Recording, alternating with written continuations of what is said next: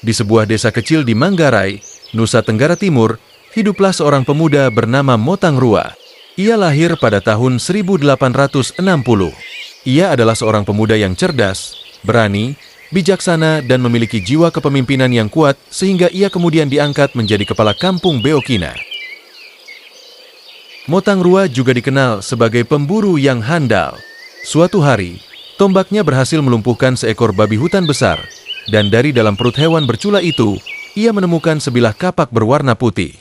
Kapak putih itu kemudian menjadi awal munculnya kekuatan supranatural Motang Rua. Pada masa itu, Indonesia masih di bawah penjajahan Belanda. Rakyat Manggarai hidup dalam penderitaan akibat kekejaman Belanda. Mereka dipaksa bekerja paksa, membayar pajak yang tinggi, dan bahkan dibunuh jika melawan. Motang Rua tidak tahan melihat penderitaan rakyatnya. Ia bertekad untuk memperjuangkan kemerdekaan rakyat Manggarai. Ia mengumpulkan para pemuda di desanya dan membentuk pasukan perlawanan. Kekuatan rakyat pun dikerahkan untuk mendirikan bentengku serta memboikot rakyat lainnya yang agar tidak menghantar bahan bangunan serta makanan untuk kepentingan Belanda di Ruteng. Sehingga alang-alang, ijuk dan balok yang akan dihantarkan ke Belanda dipotong-potong baru kemudian dikirim ke Ruteng. Atas perlakuan itu, maka Belanda menyuruh kurir khusus bernama Japa Ame Iba pergi ke Waikang. Setelah sampai, Japa Ame Iba lalu memukul seorang rakyat yang membawa alang-alang. Karena peristiwa pemukulan itu, maka Motang Rua membunuh utusan khusus itu. Serdadu Belanda pun gusar. Pasukan Motang Rua melakukan berbagai serangan terhadap Belanda. Mereka menyerang pos-pos Belanda, merampas senjata, dan membebaskan para tawanan. Belanda sangat marah dengan perlawanan Motang Rua. Mereka mengerahkan pasukan besar untuk menangkap Motang Rua. Namun, Motang Rua dan pasukannya berhasil lolos dari kejaran Belanda.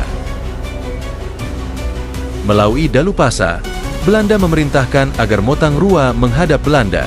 Alih-alih menghadap, Motang Rua malah menantang dengan mengatakan, "Kami tidak akan takluk kepada Belanda sampai kami mati, dan tanah ini tidaklah kami serahkan kepada orang Gerah atau orang kulit putih."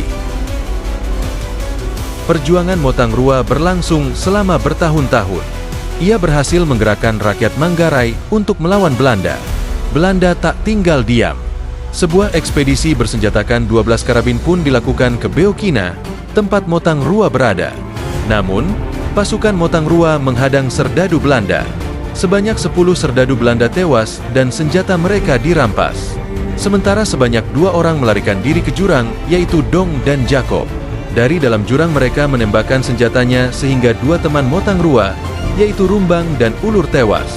Belanda kemudian meminta bantuan ke Ende dan Kupang. Bantuan pasukan Belanda dari Ende di bawah pimpinan Letnan Sepandau tiba di Ruteng tengah malam pada 9 Agustus 1909. Setelah pasukan Belanda tiba, penyerangan ke Beokina kembali dilancarkan dengan perencanaan yang matang. Tanggal 10 Agustus 1909 terjadilah pertempuran di Bentengku, Watu Toge, antara serdadu Belanda dan pasukan Motang Rua. Pasukan Belanda datang dari arah selatan Ruteng, Wae Lerong Tukenikit, dan sampailah di Ku. Kekuatan Belanda dengan perlengkapan modern itu dengan sekejap menghancurkan pasukan Motang Rua. Ratusan pejuang rakyat tewas dan luka-luka. Beberapa yang tewas dari pasukan Motang Rua saat itu adalah Latu, Santung, Corok, Unduk, Rampak, Tubi Melubir. Motang Rua bersama pasukan yang hidup pun mundur ke Beokina. Sampai di Beokina, Motang Rua mendirikan bendera putih, tuntul bakok, sebagai tanda takluk. Karena ada tanda takluk, kampung Beokina tidak dibakar Belanda. Sementara, beberapa kampung di sekitar Beokina seperti Kondong, Lenteng, dan Poka di bumi hanguskan Belanda. Selanjutnya, Motang Rua melakukan perang gerilya. Dia melakukan perlawanan dari Gua Cuncawene di Raka Endoso. Akibatnya, meletuslah perang perlawanan pasukan Wetik yang dipimpin oleh pasukan Rengge Ame Cences. Perlawanan lain juga terjadi di Longka Pacar di bawah pimpinan Dalu Pacar, yaitu Macang Pacar. Dalam pertempuran itu, 35 pejuang rakyat tewas, termasuk Macang Pacar yang kepalanya dipenggal Belanda dan dibawa ke reok untuk dipertontonkan di hadapan rakyat. Belanda pun gusar dan ingin mendapatkan Motang Rua baik dalam keadaan hidup maupun mati. Untuk itu, Belanda menyandera dan menyiksa keluarga Adak Pongkor di Puni, Ruteng. Belanda mengancam melakukan pemusnahan terhadap seluruh keluarga Adak Pongkor dengan tuduhan sebagai penjahat perang. Menghadapi ancaman Belanda ini, Kraeng Wanggur Laki Tekek, Laki Mangir bereaksi.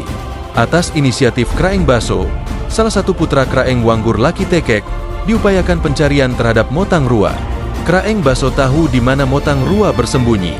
Berangkatlah Kraeng Baso ke Raka Endoso, tempat di mana Motang Rua menjalankan taktik perang gerlianya.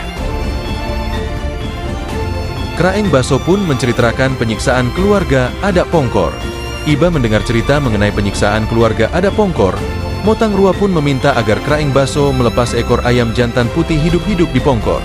Ini merupakan cara menghilangkan kekuatan supranatural yang dimiliki Motang Rua. Kekuatan itu yang membuat ia tidak dapat dilihat oleh sesama manusia, Embeko Popon. Kraeng Baso pun melakukan apa yang dimintakan itu. Setelah itu dilakukan, Motang Rua akhirnya dapat dilihat oleh Belanda maupun sesama secara kasat mata. Motang Rua lalu menyerahkan diri ke markas Belanda di Puni, Ruteng.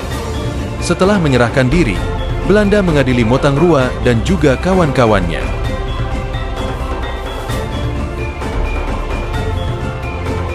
Melalui pelabuhan Reo, Motang Rua dan kawan-kawan dibawa ke Ende,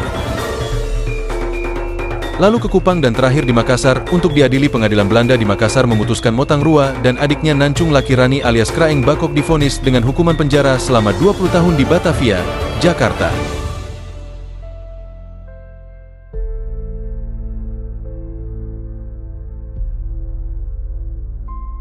Kemudian Motang Rua dan adiknya dipindahkan ke Sawalunto untuk dipekerjakan pada pertambangan batu bara milik pemerintah kolonial Belanda.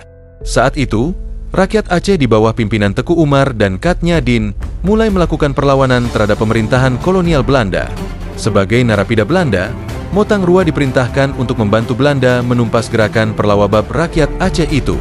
Namun, alih-alih membantu Belanda, Motang Rua malah membantu pasukan Teku Umar dan Katnya Din. Akibatnya, Motang Rua dibuang ke Saigon, Vietnam. Di Saigon, Motang Rua jatuh cinta kepada seorang gadis Vietnam dan kemudian memperistrikannya. Gadis Vietnam itu anak dari seorang sahabat saudagar Belanda di Saigon. Dari perkawinan itu, ia mempunyai 3 orang anak, yaitu Nona Koe, Suje, dan Guru. Tak hanya Motang Rua, sejumlah pejuang Manggarai pun dihukum Belanda. Mereka dipenjara 10-20 tahun di Pulau Jawa, Nusa Kambangan, Betawi, Sumatera, Palembang, Padang, Sawah Lunto, Aceh, Timor, Kupang, Camplong. Kebanyakan dari mereka meninggal dunia di tempat pengasingan. Selain Motang Rua, beberapa yang berhasil kembali ke tanah Manggarai adalah Nicik, Kraeng Gantem, Hasa, Jagu, Nancung Laki Rani, Rede, dan Pakar Ame Jaga. Motang Rua sendiri kembali ke Manggarai pada 1927. Saat itu Manggarai sudah menjadi sebuah kerajaan di bawah pemerintahan Raja Bagong, raja kedua kerajaan Manggarai. Ketika sudah kembali berada di tanah Manggarai, Motang Rua masih anti terhadap Belanda. Dia bahkan tak pernah mau bertemu dengan orang-orang berkebangsaan Belanda, termasuk misionaris Katolik Belanda yang bekerja di Manggarai. Akan tetapi menjelang akhir hayatnya, karena begitu kuatnya pengaruh Katolik di Manggarai, pada tahun 1950, Motang Rua akhirnya dibaptis oleh Markus Sampu, seorang guru agama Katolik dengan nama Petrus Guru. 2 tahun setelah dibaptis menjadi Katolik, tepatnya 25 Maret 1952, pada usia sekitar 92 tahun Motang Rua meninggal. Dia dimakamkan di Beokina, tanah kelahirannya.